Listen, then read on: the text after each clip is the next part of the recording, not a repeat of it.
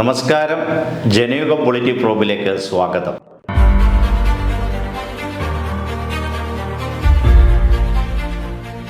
IndiGo വ്യോമയാന company തങ്ങളുടെ യാത്രക്കാരെ വലയ്ക്കാൻ തുടങ്ങിയിട്ട് ദിവസങ്ങളാകുന്നു.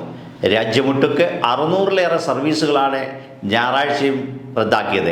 ആയിരക്കണക്കിന് ആളുകളാണ് വിവരണാതീതമായ ദുരിതം നേരിടുന്നത്. ഉദ്ദേശിച്ച സമയത്ത് ലക്ഷ്യസ്ഥാനത്തെത്താൻ കഴിയാതെ കുടുങ്ങിപ്പോയ വിദേശികളടക്കമുള്ളവരുടെ പ്രതിഷേധം രാജ്യത്തെ വിവിധ വിമാനത്താവളങ്ങളിൽ പതിവായിരിക്കുന്നു. BJP ഭരിക്കുന്ന സംസ്ഥാനങ്ങളിലെ നഗരങ്ങളിലെ ബസ് സ്റ്റാൻഡുകളിലേതിന് സമാനമായ തിരക്കും ബഹളവും നിറഞ്ഞ വിമാനത്താവളങ്ങൾ ലോകത്തിനു മുമ്പിൽ രാജ്യത്തെ നാണം കെടുത്തുന്നു.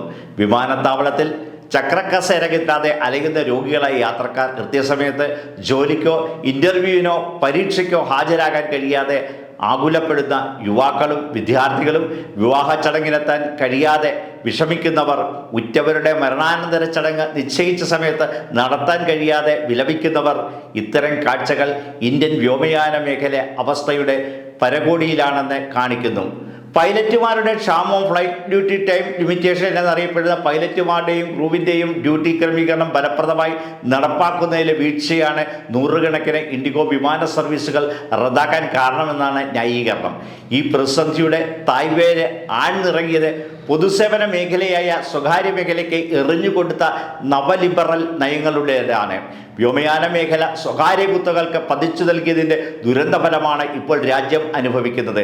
ഇപ്പോൾ പ്രതിസന്ധി മുതലെടുത്ത് ഒരു നിയന്ത്രണവുമില്ലാതെ തോന്നുംപടി യാത്രാ നിരക്ക് വർദ്ധിപ്പിക്കുന്ന ഗുരുതരമായ സ്ഥിതിവിശേഷം നേരിടാനെന്ന മന്ത്രാലയത്തിൻ്റെ കാര്യങ്ങൾ സാധിക്കുന്നുമില്ല.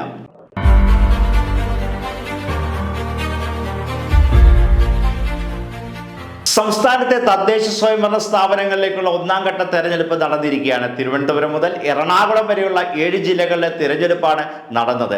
ഒന്നാം ഘട്ട തെരഞ്ഞെടുപ്പ് കഴിഞ്ഞ സാഹചര്യത്തിൽ LDFിൻ്റെ ആത്മവിശ്വാസം കൂടിയിരിക്കുകയാണ്. 2016-ൽ LDF അധികാരത്തിലെത്തുമ്പോൾ കേരളം വലിയ തകർച്ചയിലും കെടുകാര്യസ്ഥതയുടെ പാരമ്യത്തിലുമായിരുന്നു. സംസ്ഥാനത്തിൻ്റെ അഭിമാന സ്തംഭങ്ങളായ വിദ്യാഭ്യാസ, ആരോഗ്യ രംഗങ്ങൾ ഉൾപ്പെടെ പിന്നോട്ടടിച്ച നിലയിലും പ്രവാസി മലയാളികളുടെ കടുത്ത നിരാശയിലുമായിരുന്നു. മാറ്റങ്ങൾ സൃഷ്ടിക്കാനുള്ള നിർദ്ദേശങ്ങൾ LDF മുന്നോട്ട് വെച്ചു. ജനം അത് സ്വീകരിച്ചു. തകർന്ന മേഖലകൾ പുനരുജ്ജീവിപ്പിച്ചു. നിരാശയ്ക്ക് പകരം പ്രത്യാശ വന്നു.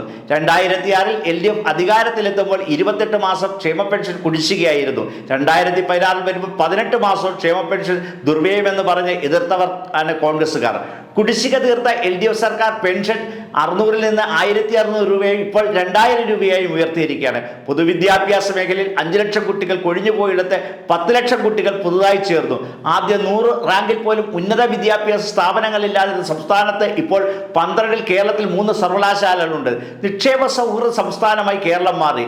UDF തകർത്തെറിഞ്ഞ കേരളത്തെ കൈപിടിച്ചുയർത്തിയത് 2016-ൽ അധികാരത്തിൽ വന്ന LDF സർക്കാരാണ്. തുടർഭരണം ജനങ്ങൾക്ക് ഗുണമാണെന്നതിന് തെളിവാണ് അതിദരിദ്രരില്ലാത്ത നാടായി കേരളത്തെ മാറ്റിയെടുക്കുന്ന നടപടി. ഇത് ലോകത്തിൻ്റെ തന്നെ മാതൃകയാണ്. കേരളത്തെ മികച്ച നിക്ഷേപ സൗഹൃദ സംസ്ഥാനമാക്കി മാറ്റാനായി ക്ഷേമ പെൻഷൻ വർദ്ധിപ്പിച്ചതും, പശ്ചാത്തല മേഖലയുടെ പുരോഗതിയും, ആരോഗ്യ വിദ്യാഭ്യാസ മേഖലയിലെ വലിയ നേട്ടങ്ങൾ, ഗതാഗത സൗകര്യങ്ങൾ മെച്ചപ്പെട്ടതും, പൊതുവിതരണ രംഗത്തെ കൂടുതൽ ശക്തിപ്പെടുത്തിയതും LDF സർക്കാരാണ്. വിവാദ ചുഴിയിൽ നിന്ന് കരകയറാനാകാതെയാണ് UDF. രാഹുൽ മാങ്കൂട്ടത്തിൽ എന്ന നാണക്കേടും പേറിയാണ് കോൺഗ്രസ് തെരഞ്ഞെടുപ്പിനെ അഭിമുഖീകരിച്ചിരിക്കുന്നത്. തമ്മിലടിയും ഉൾപ്പോരും മുറ പോലെ നടക്കുന്നുണ്ട്. LDFിനെതിരായ വ്യാജ പ്രചരണങ്ങളും നിലം തൊട്ടിട്ടില്ല. എന്താണ് തെരഞ്ഞെടുപ്പ് പ്രചരണ വിഷയങ്ങൾ എന്ന് പോലും നിശ്ചയമില്ലാതെയാണ് BJPയുടെ പോക്ക്. സംസ്ഥാന സർക്കാരിനെ പ്രതിരോധിക്കാൻ EDയെ രംഗത്തിറക്കിയതും തിരിച്ചടിയായി. കിഫ്ബി വഴി മുഖച്ഛായ മാറ്റിയ നാടിൻ്റെ വികസന നേട്ടങ്ങൾ വീണ്ടും സജീവ ചർച്ചയായിരിക്കുകയാണ്.